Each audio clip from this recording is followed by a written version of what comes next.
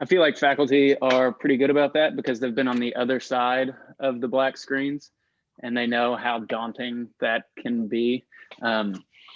I sometimes walk through my wife's classroom, which is our spare bedroom right next to me, about 5 feet away, and she is facing just a literal black screen because of all of the high school students who have turned off their videos. She asks at the beginning of every class, "I'd love to see your smiling faces," and they just don't turn on the cameras anyway. I don't know how they do it. So I really do appreciate seeing all of your faces this morning. It's really great. And I appreciate you coming. I know we're all pretty workshopped out, but I think this should be a pretty engaging hands-on workshop and give you some tools or potential tools that you can use in your own classroom to help your students see beyond the classroom too, as well in this kind of difficult moment for experiential learning. So to start off with kind of just the big picture, the benefits of virtual experiential learning are similar to the benefits of IRL, in real life experiential learning, though the obstacles are different and perhaps the benefits aren't as strongly felt in some cases. But there are kind of things that are made available to us in a digital platform that aren't in the real life platform. So we can kind of think of it as a series of trade-offs, right? This isn't exactly what we would do in a perfect world, but it could be something that we take forward into the future to kind of open up other possibilities as well. So I view virtual tours as kind of a multi-pronged strategy. So the two main prongs, as I see them, would be getting your students virtually outside of the classroom. So something outside of the Zoom rooms that we inhabit, even if they are sitting physically in the same space, they can see different vistas. They can travel kind of virtually to different places. So something outside of what they get Tuesday, Thursday, 8 to 9:30 every Tuesday, Thursday type of thing. So something that can provide some variety, get students outside of kind of the normal class structure. So in that regard, it's kind of similar to IRL field trips too. And then secondly, outside of just the exploration, there is kind of the more advanced creation aspect. So having students create their own virtual tours as a delivery mechanism for research and work that they have done in your classroom. If you're going to use that second kind of more advanced prong, I would definitely suggest that you start by having students do the first version first. So have them explore outside the classroom in a virtual format before you're asking them to create a virtual experience for someone else, so they can see what works well for them and then what they think would work well for their audience too. So we're going to take a minute. I think I have screen share abilities, and I'm going to be talking primarily about Google Street View and Google Tour Creator, because those are really simple tools that I think would allow you to pretty quickly make tours on your own. In fact, you'll be doing so today.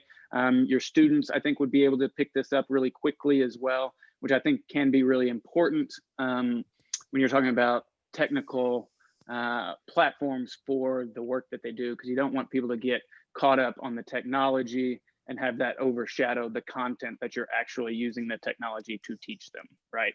So I think this is a accessible enough tool that you're able to avoid that pitfall of too much focus on the technology and not enough on the content that you're building into it.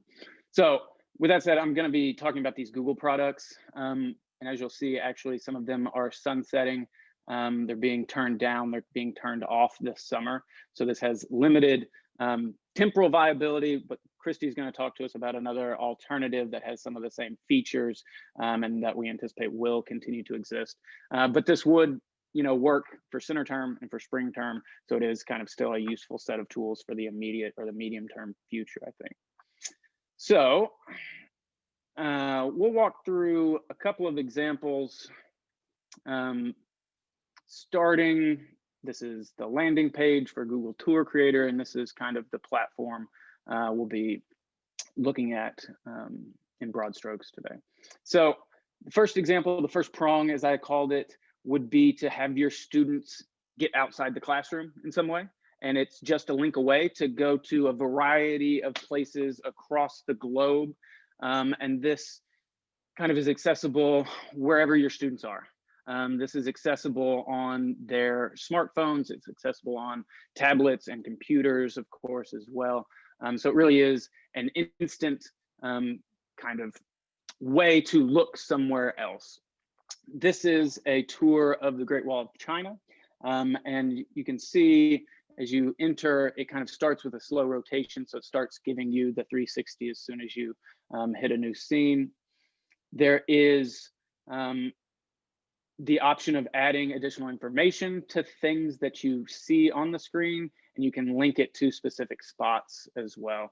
So here you could have students look at different aspects of the Great Wall of China, and then move between scenes. And then on each scene, you have kind of a similar kind of flow in terms of the shifting imagery, and then the feature set in terms of demonstrating whatever the content is that you need for that particular slide. So linking specific pieces of information to specific points in the image and on the tour, and you can link them in a way that kind of drives the narrative forward of the tour as well. So this is, you know, a platform that they can explore to learn about a wide variety of topics. This is one that I found on the Great Wall of China. There are hundreds of other tours on a wide variety of topics that are in existence already. If you poke around a little bit, if you have an idea of what you're looking for, particularly if it's a kind of famous cultural site or something like that, there's a good chance that there will be an existing tour about it that you can kind of check out, you know, vet before you assign to students, of course, but that a lot of that exploration has been done on the front end. So that wouldn't be something that you need to create.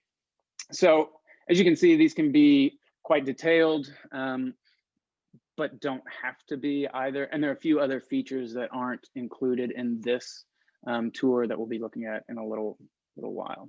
So just an example of, I don't know, a place you could send your students to explore, and they exist for cultural sites like the Great Wall, but also for some ecological sites as well. So this is something that is kind of low barrier to entry, both for you as instructors and for the students as well. This could be, you know, in addition to a reading about something, you have them explore kind of the visual and landscape that is being discussed in a reading, right? So this would be kind of just a supplementary thing, and it wouldn't take much prep work on your end, would be the idea anyway, if it's an existing, the existing tours. So that's kind of prong one. I would say the easiest level to kind of think about this and operate on. Level two, I would say, is having students create their own. So the next example we'll look at is from the University of Southampton's Valley Gardens.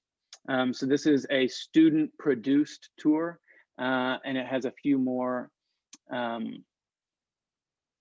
don't know, a few more bells and whistles, a few more of the functions are fully utilized, but also I think you can tell if you read some of the verbiage here that it's, you know, not as professionally produced in some regards too. So this is a tour of gardens on University of Southampton's campus, and it's kind of exploring the ecology of this site. And you can see here that it is overlaid with pictures, photos of the things that are being described in the text. So this is kind of the more intensive product that reflects the work that the students put into it. And this is a different approach, I'd say a more labor intensive, but kind of more useful if you're using the platform to have students present their research and kind of as a platform for their work. So here, they've got photo overlays of the signage that you would encounter if you were physically there, which you can't pick up really as well in the 360 images. They're not as detailed, so they've overlaid them with this static imagery that conveys the information, and they've overlaid it in the site or the spot where it would be found if you were physically in that location as well. So this is an 11 scene tour that guides visitors through these gardens, and you can see some of the students here who were working on it as well. So I think this is in some ways a nice example of the type of utility this could have for a student project, because there's kind of a surface layer. What are the scenes going to be? And then what are you going to discuss on each scene? And then you could link out in these descriptions to other materials if you need something more full text as well. So it's kind of a scaffolded platform in that regard. I quite like the way they've added some interest here by adding challenges. So they're asking their viewers to look for specific things within this tour to kind of create some interest in their audience as well. I just kind of thought, oh, nice work, students. I think it could be pretty interesting to see what students come up with in terms of creating interesting, engaging tours in this platform on this kind of format. So obviously there are some more scenes. We don't need to see the entirety of these gardens, I don't suppose. But it is a nice, I think, alternative to, say, a PowerPoint presentation or something along those lines, or perhaps even for an alternative to some sort of written assignment, because there is still the textual component and it has to be delivered in a way that is accessible and engaging for the audience. So I think those are kind of the two main prongs or two main approaches that I would think of for these virtual field trips. And I would say here at the outset, how important I view reflection to be, and perhaps more important in regards to a virtual experience like this, as opposed to a real life IRL flesh and blood experience of these things. We're all so accustomed to consuming media through our screens that we're often kind of passive when we're doing so, and prompting the students with clearly establishing their expectations for this sort of tour, and then comparing those expectations to their actual experiences as part of a scaffolded reflection, I think is quite significant if you go this route, and can really help kind of lock in the academic gains that you're looking for from this experience. So here are a couple of, these are the couple of examples that I found to be pretty useful in thinking through how this could be used. But I've also created some myself just to kind of get a handle on all of this. So I will show you one that I have put together that is just of a park down the street from me. And this, as you'll see in a minute, was really easy to put together. It needed no technical skill, and it needed no advanced technology outside of my cell phone. Right, so this is a 4-scene tour of Gardenside Park, and we'll come back to this in a second, and we'll look at the back end.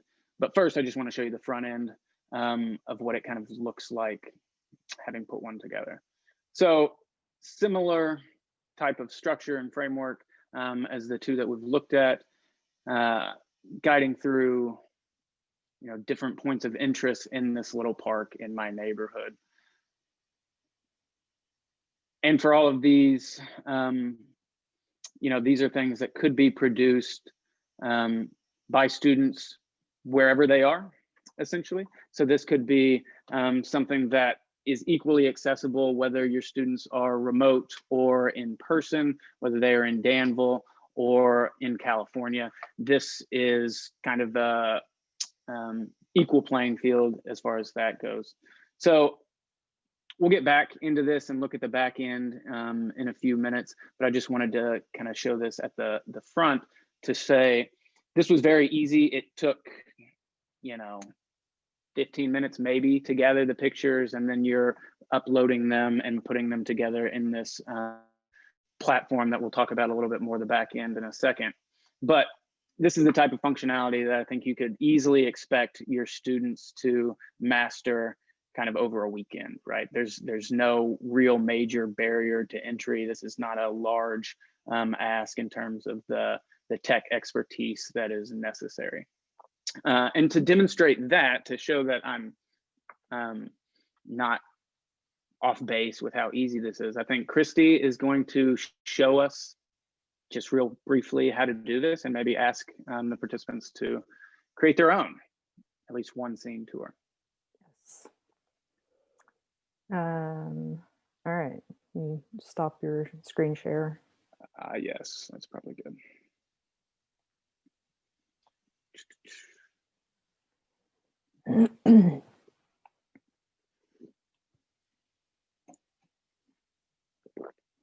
Okay, so I'm going to use the Google Street View app.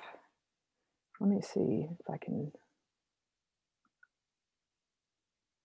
use my pointing tools here. Okay, so we asked you all to download the Google Street app right here. So I'm just going to open that up, and I've created one already, but I'm going to show you how to walk through it. So when you open up the app, there is a little button down here. It's just a camera. Then when you click on that, it's going to say you can link an external camera if you have one. You can import existing, or you can take a photosphere. So students are just going to take a photosphere. So they're going to click on this button right here, and it literally walks you through by pointing. So you point your camera at the orange dots, and it's going to take a picture, and then you point it at the next dot, and the next dot, and the next dot, and the next dot. And you have to have it aligned. Oh, I gotta turn around. Come on. And you keep going around. I probably should have stood up for this.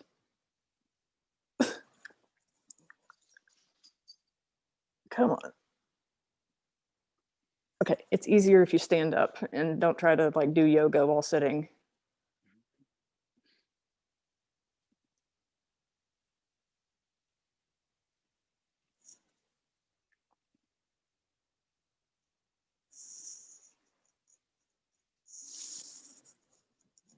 And you get to see what my dogs do all day long.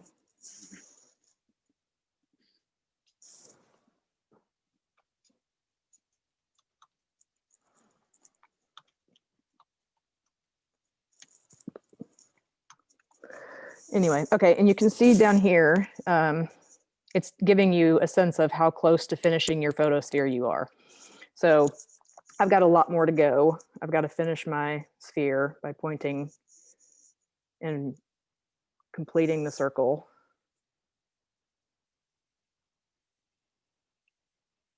So you can do this anywhere.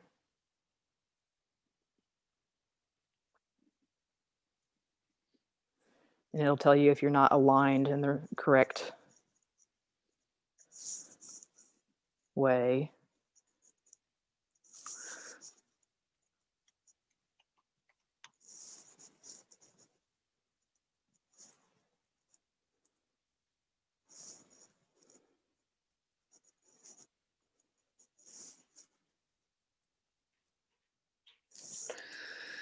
I'm getting there. So it's much easier if you're standing up.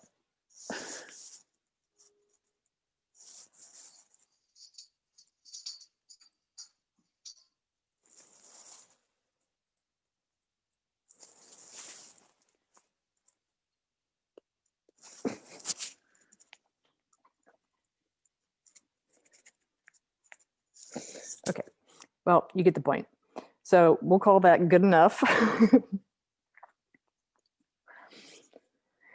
And then it's gonna, this little dude comes out and starts stitching things together. It's kind of comical. And there's going to be some holes in what I created because I didn't quite finish it. But as soon as it's finished, it's going to say, hey, you're done. And then you have the option to publish it publicly on Google or share it somewhere else. So now we can just look at it and you can spin around and see, and it does a pretty decent job of stitching it together. You can see it'll stop where I didn't finish. So there's nothing up top, and behind me, I couldn't turn my head all the way around. And then you have the option to publish. So I can share privately, or I can publish directly to Google Maps. So then you have this. So if I share privately, then I can just save the image and then I can use that. So now I think we're gonna let you all try. Is that what's next? Is let you all try to create your own of your space? I think that's a great idea. Okay. Feel free to stand up. I think Christy's right. That's easier if you can move your body. It is easier if you can move your body. It doesn't take that long. It's just awkward when you can't really turn around.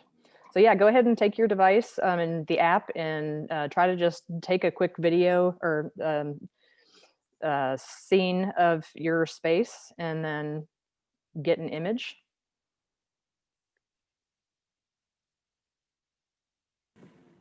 I didn't do my assignment. Oh, go ahead. Oh, I didn't download the app. Just in case you wonder why I'm just sitting here looking like the bad student who's not doing the activity. That's because I am.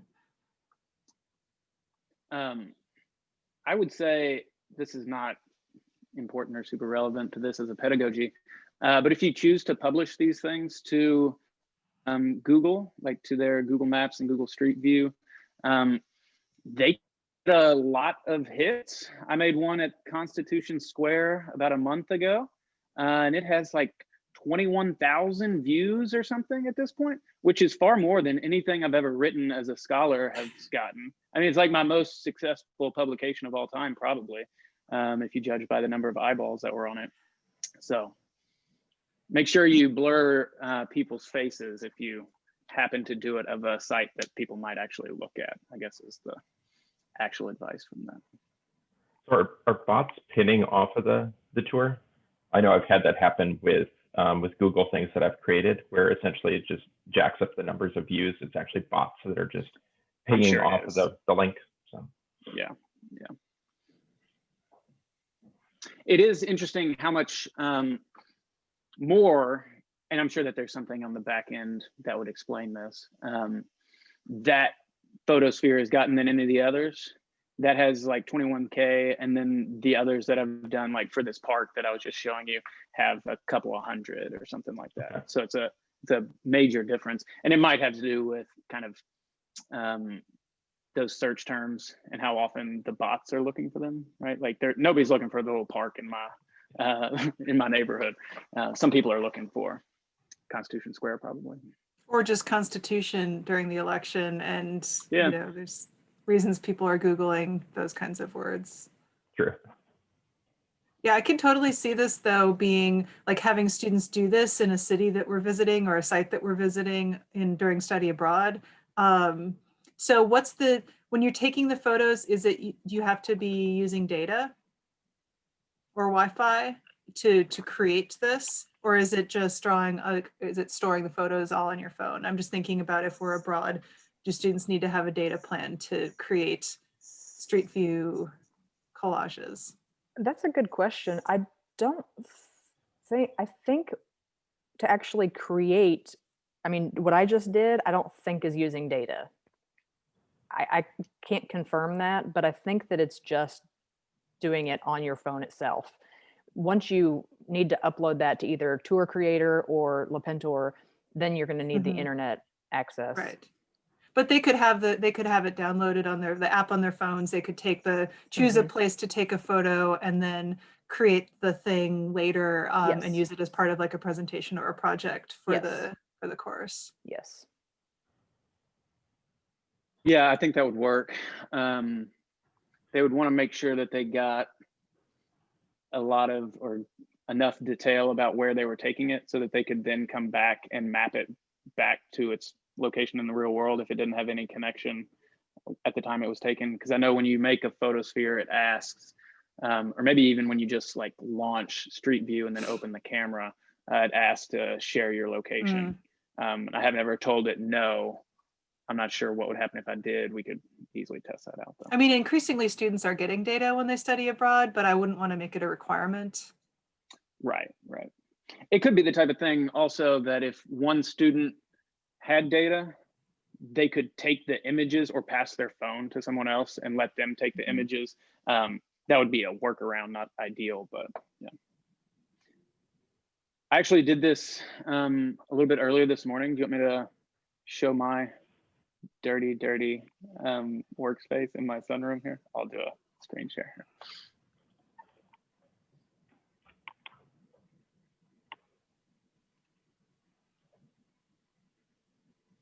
So here's my sunroom where I work. This is all right behind my back right now.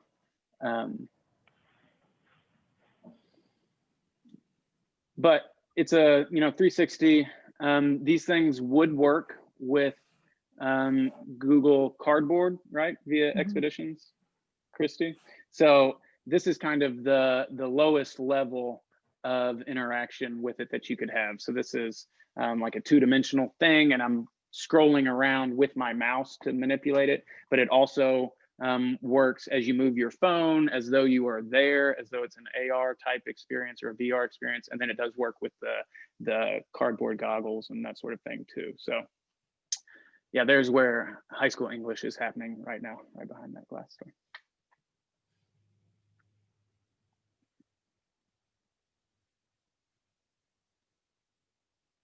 So to move from Street View into Google Tour, what you need to do is either publish publish the photosphere, and then you can search in Google Tour for it, or you can not publish it and then upload it as an image. So when you take the photosphere, if you go back, at least this is how it works on Apple products, it is in your photo stream. When you leave that app, it just populates straight to the photo stream. You can then export it from your device into your computer and then just add it as a 360 image to Google Tour Creator, and then it will render it, just like this.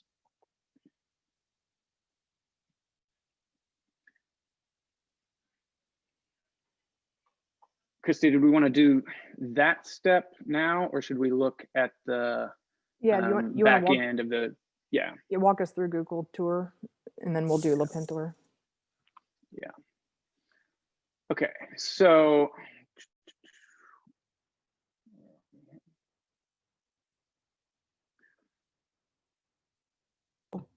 Can I ask a here we question? go. And I stepped away for a minute, so sorry if you covered this. When you were doing, just at the beginning, like when you were doing the tour of the Great Wall, do you think that kind of thing would be best in like breakout rooms, one individually as a whole class? Just, I'm trying to imagine how to your point about like not being a passive consumer of media, what the best sort of strategy for incorporating that in a meaningful way is. If they're in breakout rooms or they're individual, do you trust them to do it? I mean, to be blunt. Yeah, bluntness is good. I would say trust and verify type of thing. I think breakout rooms would be better than a full class setting. And I think, individual setting with some sort of small additional assignment or some prompt to encourage them to go beyond that surface level consumption of the screens on there, or the images on their screen. So just giving them very, very simple questions about kind of what they experienced, how that connected to what's been discussed in the class, what their major takeaways are from it, just like really basic type of reflection questions that force them to do some mental work with what they're seeing. and not just kind of let it wash over them the way we do with, you know, The Office or whatever.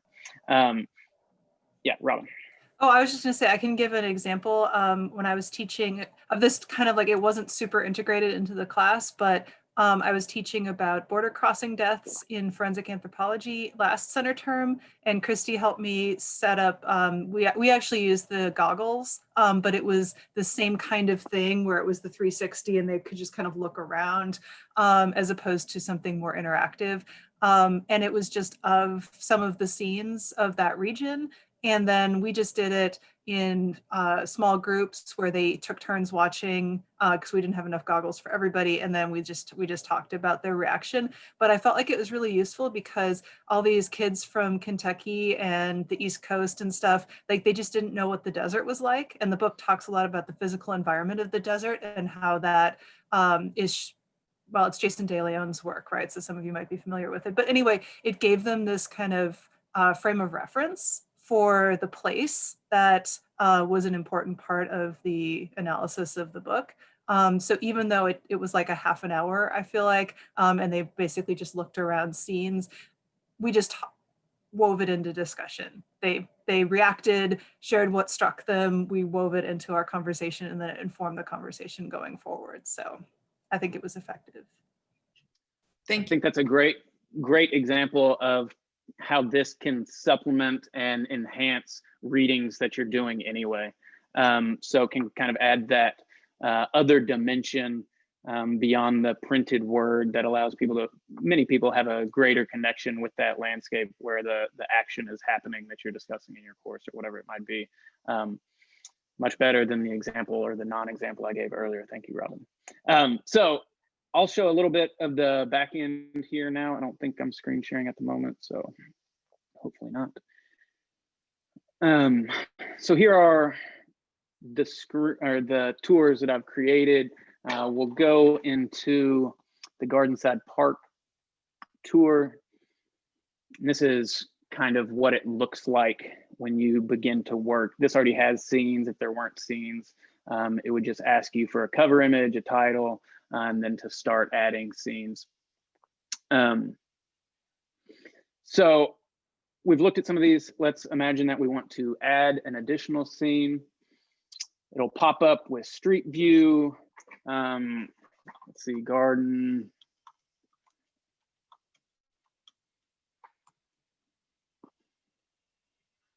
You can search anything that exists in Google's database here. You could find and use other people's images. So you could have students, or you could create tours of places that you have never been, right? You can stitch together other people's imagery and make it into your own tour. You can then add commentary and kind of create your own dialogue with that landscape as well.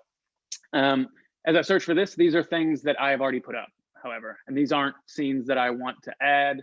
So instead, I will go to upload, and then I will drop in the image that I took from Street View earlier this morning, and drag and drop, hopefully. Well,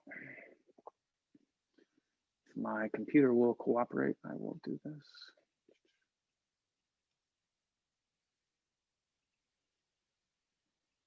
Since my dragging and dropping is not working, I will select instead.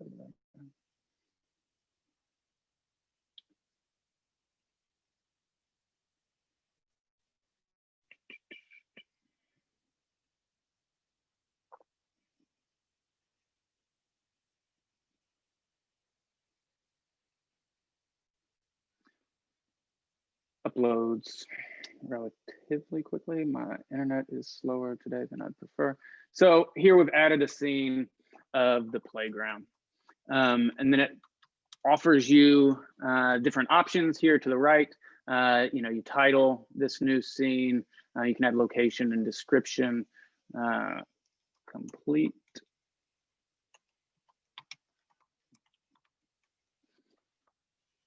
And this also has the options of adding scene narration and ambient audio. So the scene narration when someone clicked over to this scene, it would automatically begin playing. So you could have some introductory language that kind of sets the stage for the written description, or you could have the entirety of the written description delivered orally as well. You can kind of do whatever you would like with that. And then also where you can kind of build out more of the subject matter is by adding points of interest. So you add a point of interest, you can drag it wherever you would like, provided your machine will allow it, not do the pinwheel of death. And then you can add information about those points of interest. Let's see, let's put it on something that might be interesting instead of, well, okay. Then you can do the same sorts of options basically there as you could for the overall scene. So you'll title that point of interest. What are those things even? Some who are a little bit older than mine. It's like a fake shower or something. I'll say shower, question mark. Then you can add descriptions, and then you can add an image overlay.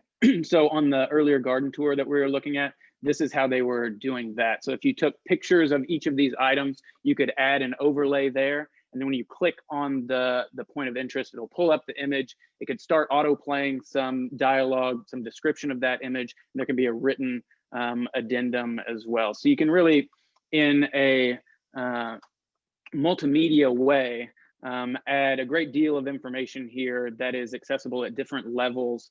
And this could be a way for students to kind of turn this into a product to showcase the work they have done in your course or the work that they've done on a particular assignment or topic.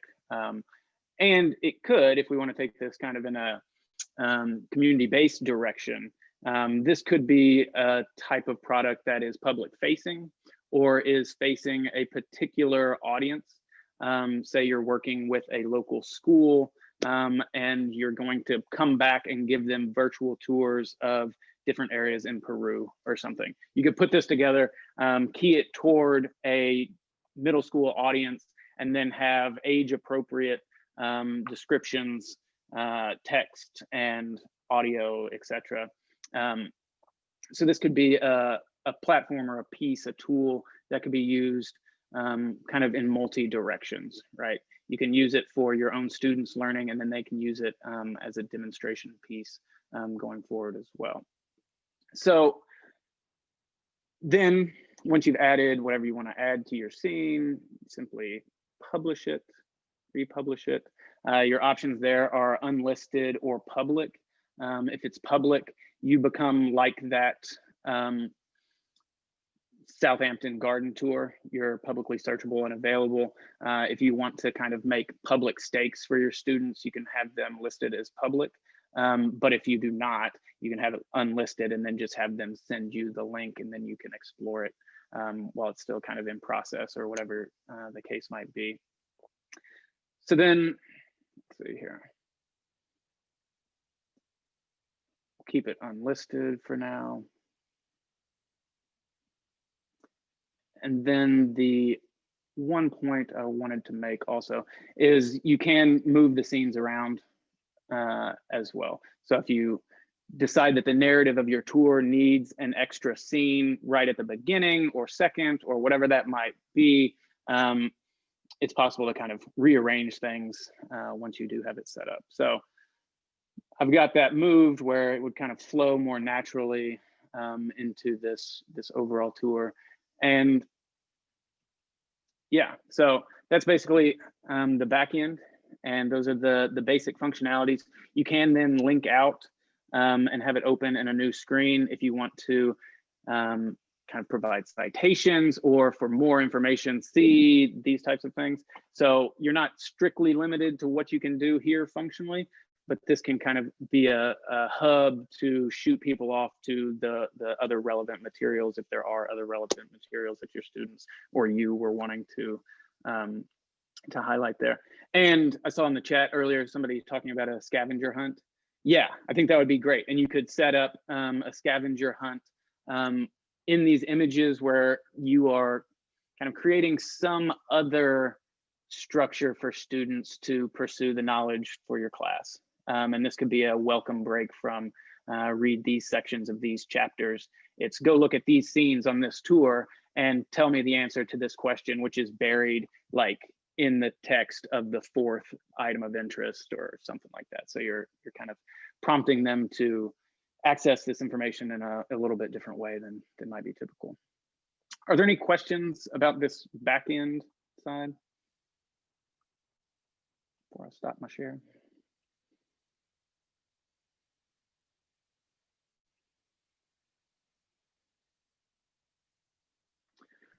I guess I'll voice my question, which Yeah. I know the answer to, but if this seems overwhelming to teach your students how to create a tour, but you can see the value of having your students create the tour, how would you solve that problem?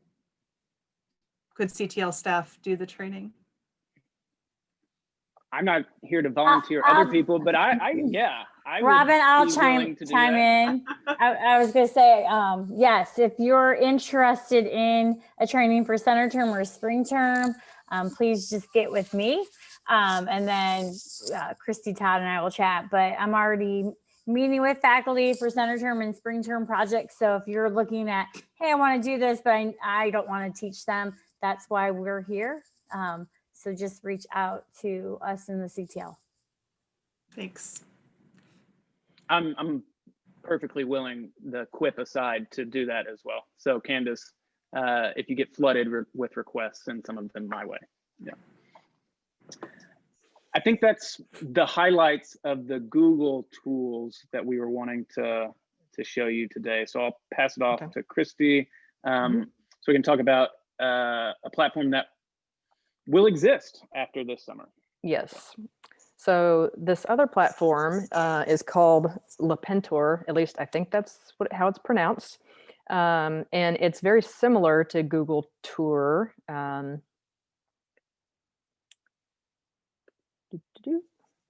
But it is non-Google.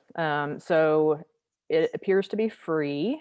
And let me just show you a sample that I did. Now I will say that this sample that I'm going to show you, I actually created with the Insta360 camera instead of the Google Street app, but they essentially do the same thing.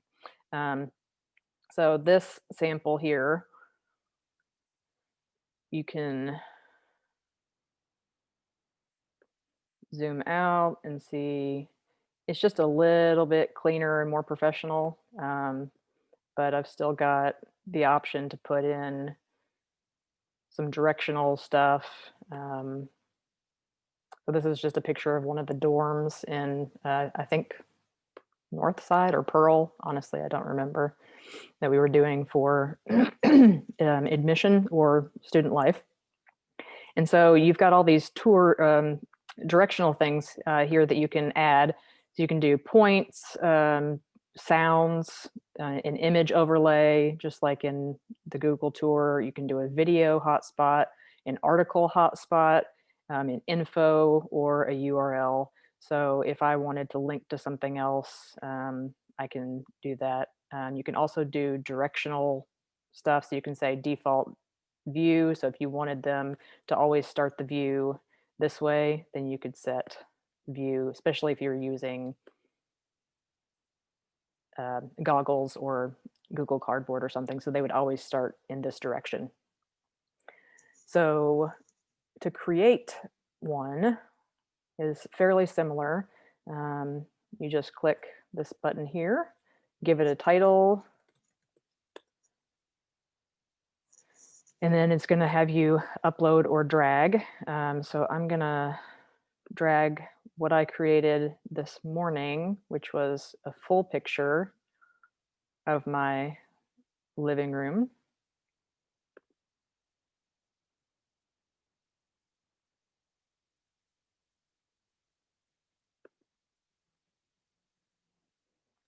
And make sphere. Not really sure what the difference is, but we're going to say multi-resolution. It sounds better. And it's going to render in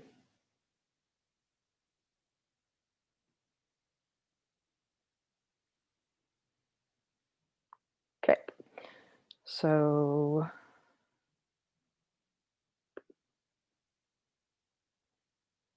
now we've got this finished picture.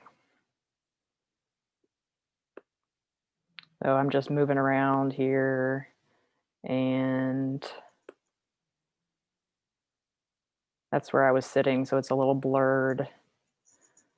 But I could put a info hotspot here and then click on it and say, this is Pippin. And then I can also change this so that it says Pippin. I could change or upload an icon. And then when you're moving around, or you go to view, this is what it would actually look like. You're moving around, and then you see this, and you click on it, and it just pops up here. Now, if you did an image, it would pop over that. So it's quite simple. If you wanted to add additional scenes, you could do that. So you could add another scene as well, and then you can share the link. You can embed it. So you could put this on Moodle. I haven't played around with any of these power up options, but apparently you can add other things to it. I think some of them are paid.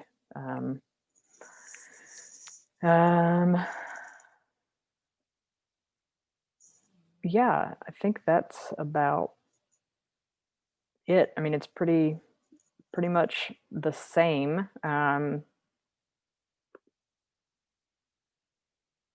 Social, publish, public or private. You can put password protection on it.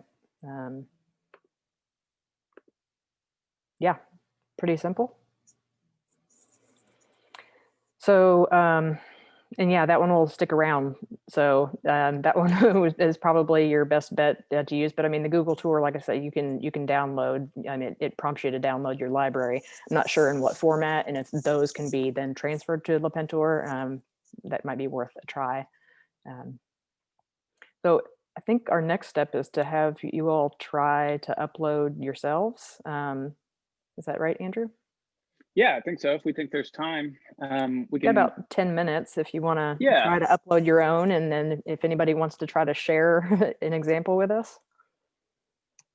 I'll drop the link for Tour Creator in the chat here.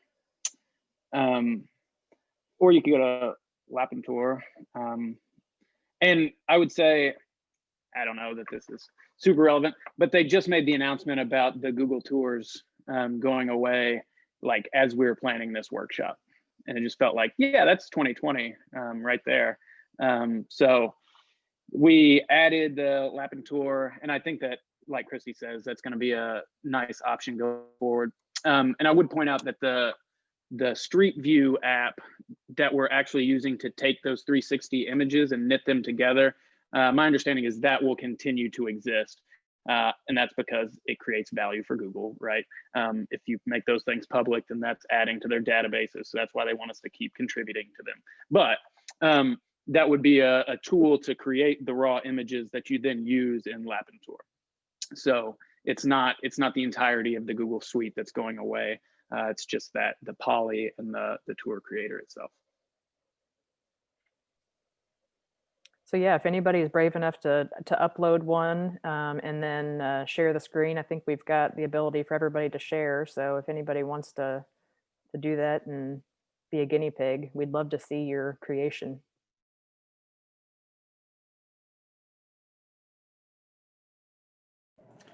I'm also curious if any of you are thinking about doing anything with this. Like, can you envision using this in your classes after you've seen it?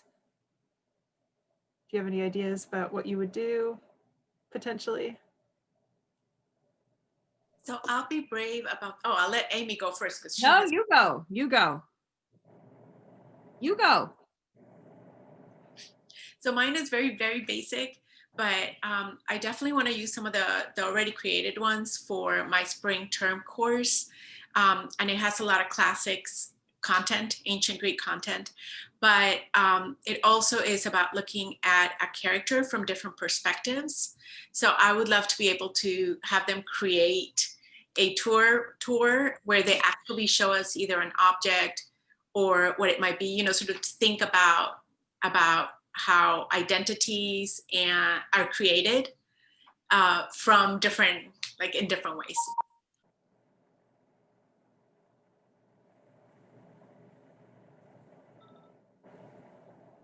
Amy, I'm done. Oh.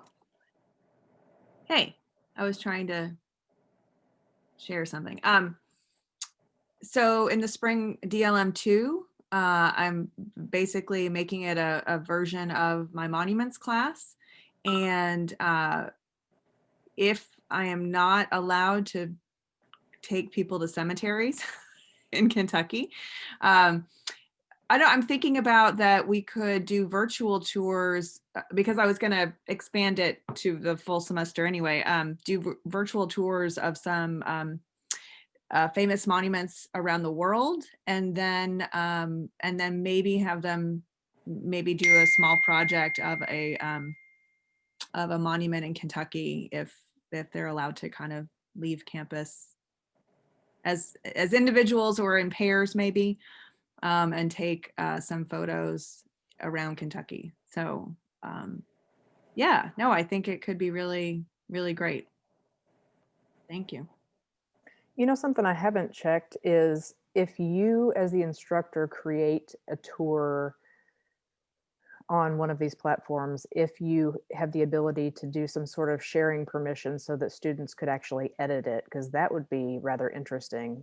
That's something we should look into, because that could be like collaborative work. You know, I'm not sure if that's a possibility. If you have those kind of permissions, there's got to be something that you can do. Yeah, like that made me think, Amy, the question the art historian asked at that ridiculous workshop yesterday on perusal was, could you do social annotation of images? So this is almost kind of related, right? If you could have students drop pins or little info things and then add in either analysis or research that they've done about that piece, or why that part of the monument is the way that it is, or when this thing was added, or whatever, you could really create this kind of rich collaborative thing. Great idea. So that would be a question for Christy to investigate, whether there's a way that Amy can share her tour of the monument that they're talking about, and then have students either have conversations about it or add in things that they've researched about pieces of it. So one thing that I've been thinking of during center term, I usually take a lot of field trips, and I was thinking about how to make the field trips that they would take virtually. Like if they did a school tour, for example, you know, if there's some school that has a virtual tour on their website, how to make that meaningful. And they can't like download something somebody else has created, right? And I don't know, annotate it or play with it in some way. They could potentially, this just occurred to me, they could create a video of themselves sharing their screen like Andrew did, and moving through the tour and talking about it. Okay. And then that, I mean, that would be super low tech, right? Because they would just be manipulating where they wanted to go, but then voicing over the features. Mm-hmm. Yeah, that's a good idea. I mean, I think I'm trying to think about how they can bring like a critical gender lens to, you know, these tours. And I'd like it to be interactive in some way. So yeah, that's a good idea. But that's pretty basic. I don't know if there is a tool that that they could take that existing tour and then add pieces. Yeah, I'm not sure if that functionality exists on the Google platforms, but it might on the Lapin tour. Could you do a share, like if you shared the edit link with me, Christy, could I then add a text box to your tour? Or is it? I don't know. I think on the Google, it's all linked to a single account, right? Let's try. Yeah. Let me see.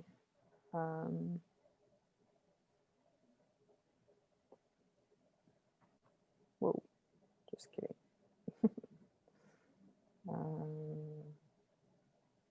Edit. Share.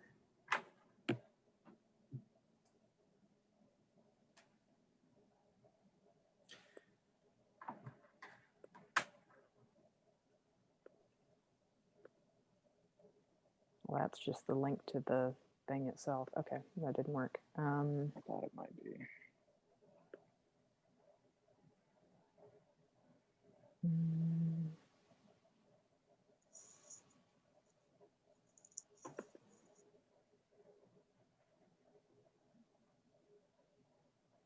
I'll keep playing with it. I'm not sure. Private, public. Yeah, I'm gonna have to play with it and find out. Because when I hit the get link, it just gives me app.lapinter.com, which is not going to get you anywhere except to the main website. Right. And if I share, I mean, if you could do the QR code, maybe.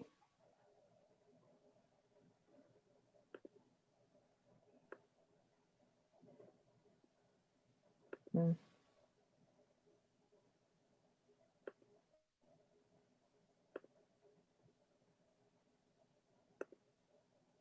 It seems like the functionality that should exist, but I haven't seen it yet. I think Robin's somewhat low tech workaround is a good option until we figure out, or until somebody adds, because it seems like this should be able to work like Google Docs, right? Like, oh, let's get in it and edit it together and everybody just like collaborate. I want to save a new template and let somebody else just totally rewrite it and they have their own interpretation of what I have. And I know that Google puts out templates, like that Great Wall that I was showing is a template. So I have that and I can edit that however I want. So it seems like that exists somewhere, somehow. Christy and I can look into that a little bit more because that would be, yeah, pretty useful for folks, I think.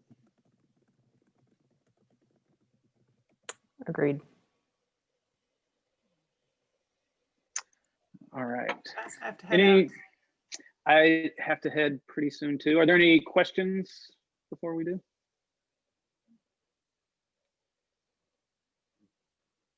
Well, thank you so much for coming.